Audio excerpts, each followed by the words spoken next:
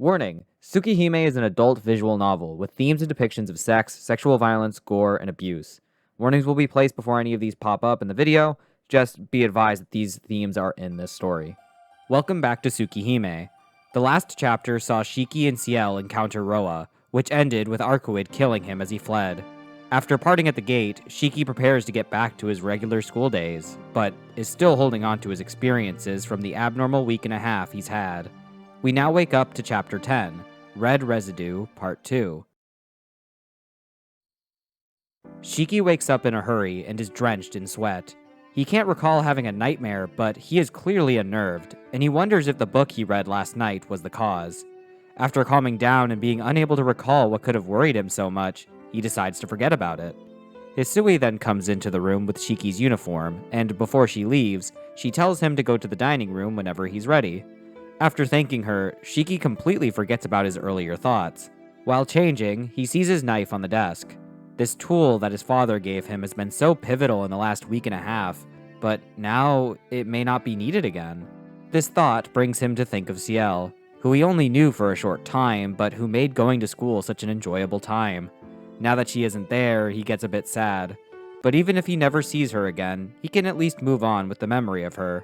And with that, he heads to school. It's 7:50. The gate at the front of the school is crowded with students. Since it's a Saturday, there are bright faces everywhere. I wade through the sea of sunny faces as a cloud of gloom.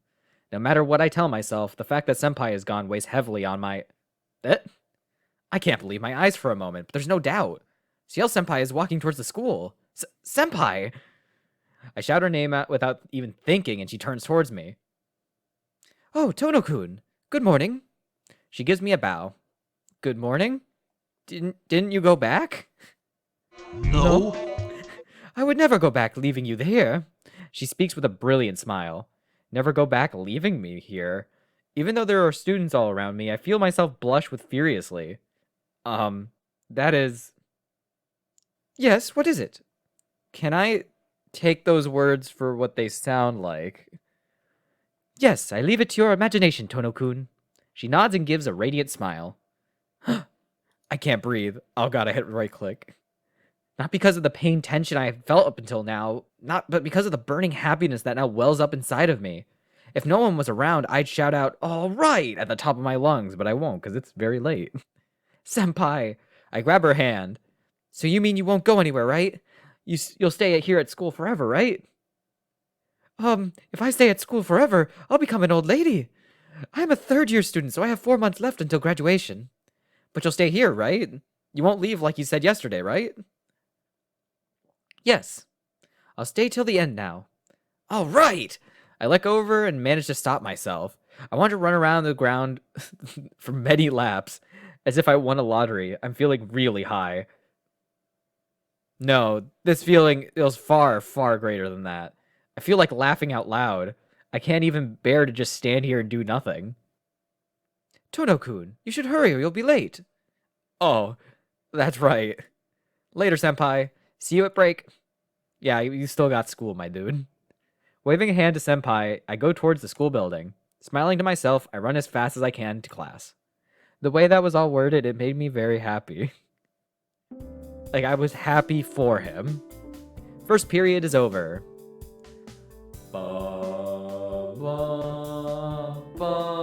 It was too early.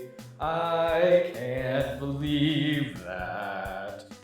Oh, fucking well. I have first period is over. I have 10 minutes until next class. All right. The instant I raise myself to go look for Senpai's classroom. Huh? Where are you going, Tohno-kun? Senpai comes out here ahead of me. Nowhere. I was going to see you. I always wait for you, so I thought I'd go see you this time. I see. That makes me very happy, but you don't know my class, right, Tohno-kun? It's third year class B. Please remember it. Oh, really? So you really do take classes. Well done, well done. I see you do more than just drink tea in the tea ceremony room. Yes, I do manage to follow classes. Hey, wait a minute, Tohno-kun.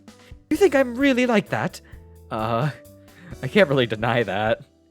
Sorry, but senpai, you said there were no members of the tea ceremony club. but I thought that it might have never existed in the first place. Senpai stands there and grows quiet. Huh? Don't tell me there really wasn't. It's just an unused Japanese-style room? It seems like I do not understand what you're talking about. CL-senpai turns her gaze out the window and stares blankly. No, that's fine. No matter what you've done, you're not a bad person. So I don't think you'll cause anyone trouble. But can your power of suggestion do such a thing? I already told you, I don't know what you mean, so I can't answer that. After some silence, CL gives in and explains how her power of suggestion works. It isn't able to completely change your understanding or view of things. Instead, it gets the affected person to look away from inconsistencies. Her example is getting a person to eat curry that hates it. She would have to get them to do it in a roundabout way. Instead of eat the curry or you like curry, she'd say that the person would die if they didn't eat it. The tying of the food with their well-being is what makes them eat the curry.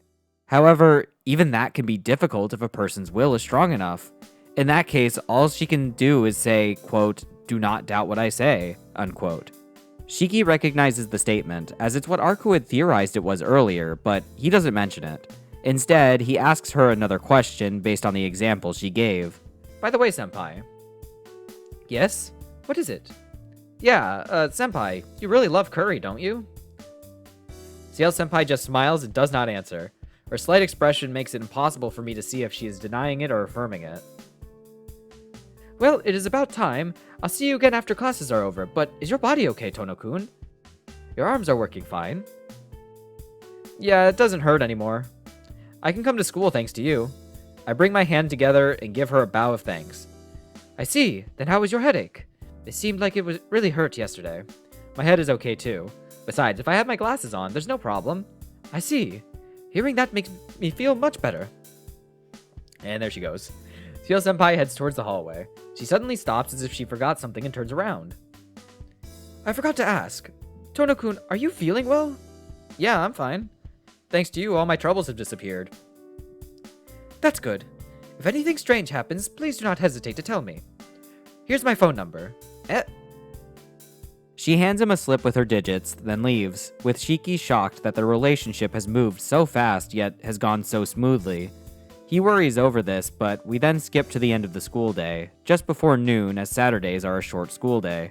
While getting ready for CL to stop by, Arihiko then happily strides in, but Shiki isn't too sure exactly when he got to school.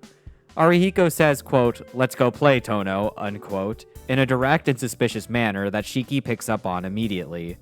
When Shiki says he can't since he's, quote, "going home with senpai," unquote, Arihiko is shocked and questions if he means CL. Shiki is then perplexed at Arihiko now remembering her, but then accepts that since she's back at school, things must be back to normal. As if on cue, CL enters and greets the both of them, and she asks Shiki if they'll leave school now or stop by the tea ceremony room. This isn't a choice. Shiki on his own says the tea ceremony room so they can talk more before leaving. However, Arihiko cuts him off. If we leave now, we have to part at the gate. I want to talk to you some more, so while we have tea, we can... Huh? Someone punches me unexpectedly from behind. Hey, it's you, Arihiko. Yeah, it's me. I'm not one to open my mouth about these things very often, but since that was too much back then, I'll tell you. Arihiko looks at me and Senpai with sad eyes. Huh? CL-senpai and I look at each other. You two. It is a Saturday, so why do you use it like that? There are far more fun places than this tea ceremony room. With a greatly exaggerated movement, he points out the window. There! There it is! Where? Outside the window. Well, I think he's talking about outside. I answer CL-senpai's question. And then, Arihiko whacks me again. He just goes, gives him a... That was very weak. Tono, are you really trying to make a fool of Senpai? Look, it's Saturday. It's still before noon, and we're students. So why can't you come up with an idea such as going into town with all these conditions? Ugh, idiot. I've thought about that already. I did, but... Huh? I steal a glance at CL-senpai. I get the feeling that rather than roaming rowdily around the city, she would feel more at ease just sitting quietly in the park or something, so I can't ask her that. If I did ask her to go hang out in town, I think she would probably say no. I see. Then shall the three of us have some fun? Senpai? Isn't it alright? I don't have to worry about anything anymore, and I bet it'll be fun to go with the three of us. Yeah, if you want to, then I'd be happy. Yes. Inui-kun, you're okay with this too, right? He simply nods up and down. I bet he didn't expect things to turn out this way. I mean, you didn't either. With it decided that they'll hang out, the question of what to do for lunch is brought up by Ciel.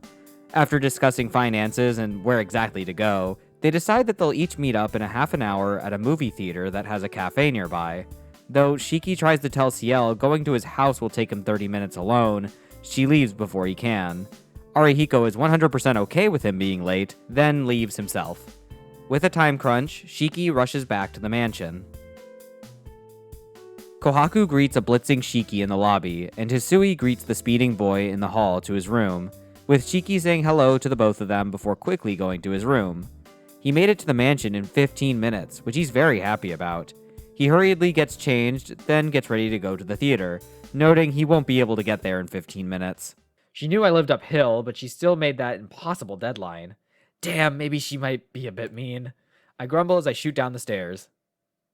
Rolling around uh-oh. Throb. Throb. Suddenly, without warning, throb. Everything turns red. Shiki-sama? I can hear Hisui's voice. I hear fast footsteps. Hisui seems to be in a hurry more than usual. Shiki-sama, are you hurt? I can hear her voice, but I can't see her. Throb. I just have this headache. Calm down, Hisui-chan. Falling down the stairs just means a few bruises here and there, so there is no need to call a doctor. But his body is very hot. He may have fallen down the stairs due to a fever, so please get his bed ready. Oh, I fell down the stairs. Uh-oh. I understand. Wait. Oh yeah, this is here. I understand. Nissan, about Akiha-sama. That's true. If it doesn't turn out to be a big deal, we don't have to tell her. There is some medicine in my room, if you please. Isui disappears with quick footsteps. I fell down the stairs. Shiki-san, are you conscious? Kohaku-san? Yes. Shiki-san, you took quite a tumble down the stairs. Fortunately, you do not have any serious bruises, but you seem to have a high fever. Or just a fever. You seem like you were going somewhere, but please just rest for today. Kohaku-san puts her hand on my shoulder and manages to make me stand up. Nah, I'm fine. I don't need a rest. I ran all the way here, so I was just out of breath. That won't do. How can you say that with such a pale face looking like you'll throw up? I was told by your physician to monitor your health closely. I can't let you take such risks. But I made a promise. If you want to tell them you can't make it, I can go and tell them. If you keep pushing yourself, I'll have to take out my syringes and give you shots. As if she wants to keep me here, she stands in front of me. Throb. I have a headache. With how the girls are talking, it wouldn't seem right to force ourselves to go out. With Shiki remembering the tiring events of yesterday and the lack of rest after, he follows Kohaku's orders. Kohaku asks if he can walk to his room, and Shiki says he can't, his body having reached its limit. Kohaku asks Hisui to carry Shiki to his room, and though she seems taken aback and a bit concerned, some scolding from Kohaku has her blushingly do so. Kohaku then dashes to grab some medicine, while Hisui helps Shiki to his room, her continuously blushing face preserved in his mind. Later that night, Shiki is still resting in bed. Kohaku gave him some medicine, but it didn't stop the headache. His body seems to have calmed down, however. Hisui, back to her more serious composure, explains Kohaku's medical background. Under Shiki's father Makihisa, she was able to train at a pharmacy and was also in charge of monitoring his health before he died. After, Shiki's pain worsens and Hisui asks if he's alright. Shiki-sama, are you still in pain? Sorry, Hisui. Yes, what is it? You're an eyesore, so please leave. I can't sleep with you here. What the fuck? Why do you gotta be such a dick? I understand. Then please excuse me. If you need anything, please call for me. Hisui leaves the room. With that, I actually do relax. My headache also weakened, so maybe I can sleep now. That's a lie, and you know it. Sometime later, there's a knock at his door. It's Akiha, who's come to check up on him. Though he can tell she's worried, he internally remarks that it's, quote, annoying as hell, unquote. He tries to get her to leave by telling her he's fine, but she's also here to tell him it's dinner time. He says he doesn't need to eat, and she doesn't fight him on this. only telling him to turn off the lights before he sleeps so he doesn't hurt his eyes. I'm so irritated. Sui's reactions, Kiha's worried eyes, they all seem to treat me as something fragile. Isn't this all like always? It's not like I'm coughing up blood or sucking up blood, so why can't they just leave me alone? Great. In the darkness, I hear myself grinding my teeth. My nerves are fraying, I know that. If I stay awake like this, I'll become completely depressed. I'm not tired, but I have to sleep. Oh shit. I go out to the main street. The date has changed about 2 minutes ago. So it's 2 minutes after midnight. The dead of night on Sunday. No one is walking the streets. Did I mistake the time? If I started walking around an hour earlier, I wouldn't have had to work so hard. In the dead of night, Shiki is dragging an unconscious woman into a back alley, noting that she was only picked because her hair looked like Akiha's. In the alley, he releases the woman and prepares to bare his teeth on her neck. Before he proceeds further, however, Shiki wakes up, parched and disturbed. He can't believe he'd dreamed something like that, something that would be so much worse in reality. Rubbing my eyes, I take a deep breath. After that, I don't think I can go back to sleep. Turning on the light, I decide to read a book until morning. My eyes, gradually, get used to the dark. What? I gasp. This isn't my room. Back alley, knife in hand. In front of me lies an unconscious woman I don't know. What am I doing? Isn't this a dream? Isn't this what I dreamt before? It has to be a dream, because I've never ever wanted to do such a thing before. Attacking some woman I don't know, running my knife along the lines all over this supple body, wanting to see the red blood coming from the chopped pieces? No way. No way? Yeah, there's no way I would want to do that. But for no reason, I'm thinking that I have to do it.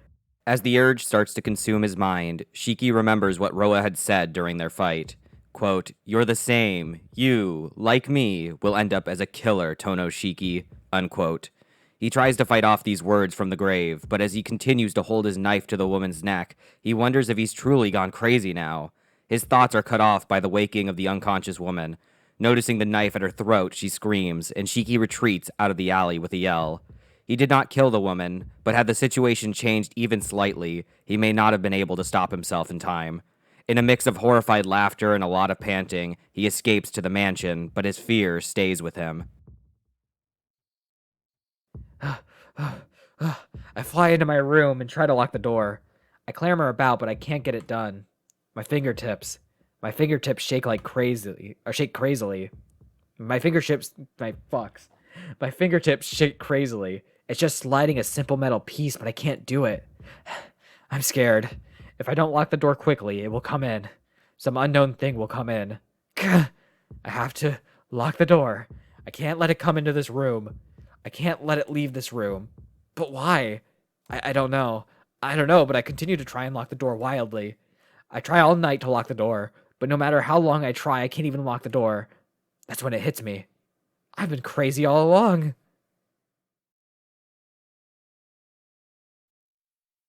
Chapter 10 comes to a close, with Shiki's fear consuming him.